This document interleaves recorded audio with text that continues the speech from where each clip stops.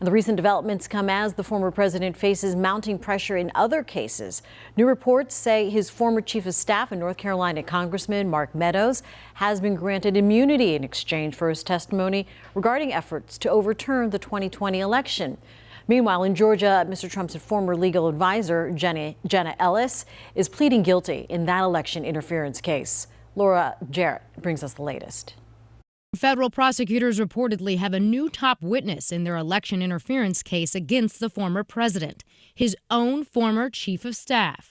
ABC News reporting Mark Meadows cut an immunity deal in exchange for his testimony, citing sources familiar with the matter, adding Meadows told Mr. Trump his repeated claims about widespread voter fraud, frankly, we did win this election, were baseless.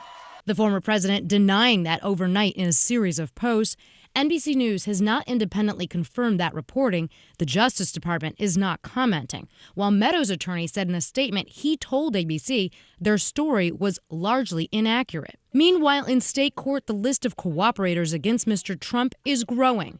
Jenna Ellis, a former legal advisor accused of helping push lies about voter fraud in front of the Georgia State Senate, the American people deserve to know what we have uncovered, tearfully pleading guilty in court Tuesday.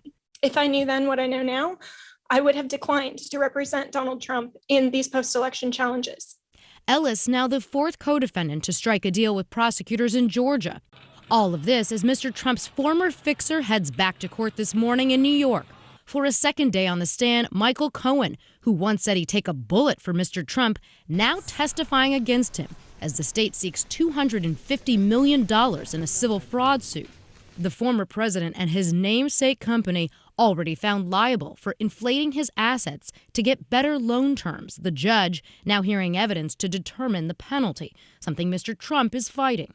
This is not about Donald Trump versus Michael Cohen or Michael Cohen versus Donald Trump. This is about accountability. The pair coming face to face for the first time in 5 years. Heck of a reunion. And this week, former President Trump's team filed new motions to dismiss or limit the scope of the federal January 6th case, arguing it's unconstitutional.